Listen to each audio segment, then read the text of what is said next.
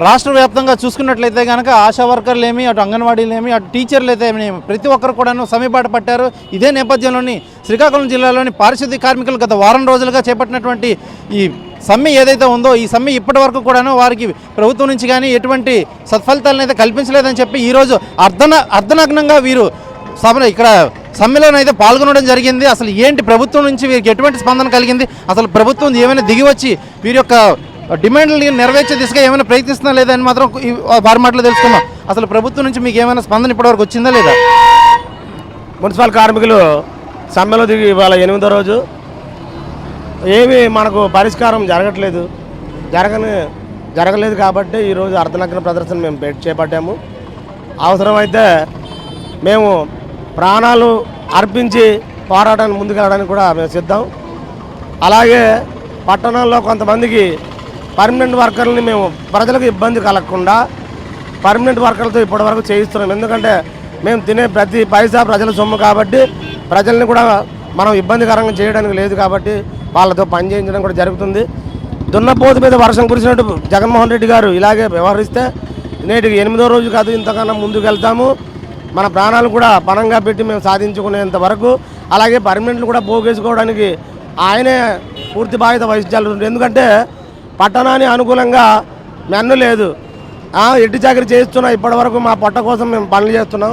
చేసినప్పుడు కూడా మీకు నేను అన్నదమ్ముడుగా ఉంటాను, మీకు తోగుట్టుగా ఉంటాను, నేను ఉద్యోగం మా పరిపాలన రాగానే మిమ్మల్ని పర్మనెంట్ చేస్తానని ఆయన మాట ఇచ్చిన ప్రకారంగా సుప్రీంకోర్టు ఆదేశంలో సమాన పనికి సమాన జీతం ఉన్న జీవో ప్రకారంగానే మేము అడిగాము. కానీ కొంతమ కోరికలు కోరట్లేదు.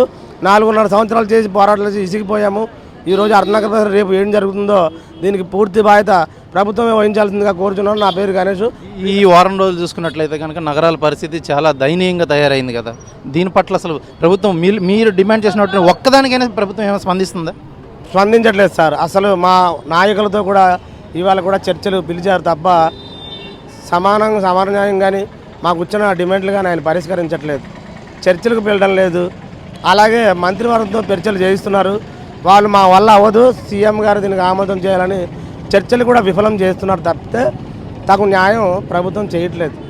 ఎన్ని రకాల డిమాండ్లతో మీరు అసలు ఈరోజు రోడ్డు బాట పట్టారు? అందులో కనీసం 1-2 డిమాండ్లకైనా సరే ప్రభుత్వం ఏమైనా స్పందిస్తుందా లేదా? ఈరోజు ప్రధానమైన డిమాండ్ ఏంటంటే మున్సిపల్ ఆప్కాస్లో పనిచేస్తున్న కార్మికులందరినీ కూడా పర్మనెంట్ చేయాలని చెప్పి, అలాగే సమాన పనికి సమాన వేతనం అమలు చేయాలని, ఇంజనీరింగ్ కార్మికులకు కూడా స్కిల్డ్ అన్స్కిల్డ్ వేతనాలు చెల్లించాలని, వీటితో పాటు మొత్తం 11 డిమాండ్ల మీద ఇప్పుడు పోరాటం జరుగుతుంది.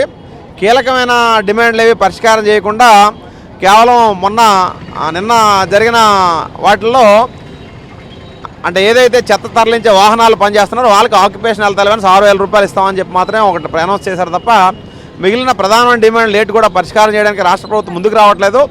ఈరోజు రాష్ట్ర వ్యాప్తంగా 8 రోజులుగా మున్సిపల్ పారిశుద్ధ్య కార్మికులతో పాటు డ్రైవర్లతో సహా అందరూ కూడా సమ్మెలో ఉన్నారు.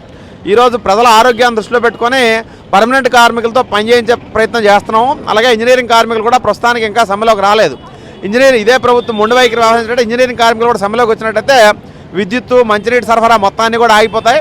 ఇప్పటికే చెత్త ఎక్కడికక్కడ పెరిగిపోయి దుర్గంధం వెదజల్లుతున్న నేపథ్యంలో ప్రజల తనకు ఆరోగ్యాన్ని దృష్టిలో పెట్టుకొని ఈరోజు మున్సిపల్ శాఖ మంత్రి, ఆర్థిక శాఖ మంత్రితో చర్చల్లో ప్రభుత్వం స్పష్టంగా వీటిని పరిష్కారం చేస్తూ జీవోలు ఇచ్చి సమ్మె నివారించే ప్రయత్నం చేసి ప్రజల తనకు ఆరోగ్యం పట్ల బాధ్యత ఉందని చెప్పి నిరూపించుకోవాలా. అలా కాని పక్షంలో ప్రజల మద్దతుతో పోరాటాలు ఉధృతం చేస్తామని చెప్పి ప్రభుత్వాన్ని హెచ్చరించదలుచుకున్నాం. ఈ 6,000 ఎవరికైతే పెంచారో వారు ఇప్పటి వరకు ఈ సమ్మెలో భాగస్వాములు అయ్యారు కదా, ఈ 6,000 పెంచడంతో వాళ్ళు ఈ సమ్మె విరమించుకుని వెళ్ళిపోయే పరిస్థితులు ఏమైనా ఉన్నాయా? అటువంటిదే లేదండి. ఎందుకంటే అందరూ యూనిటీగా ఉన్నారు, ఐక్యంగా ఉన్నారు.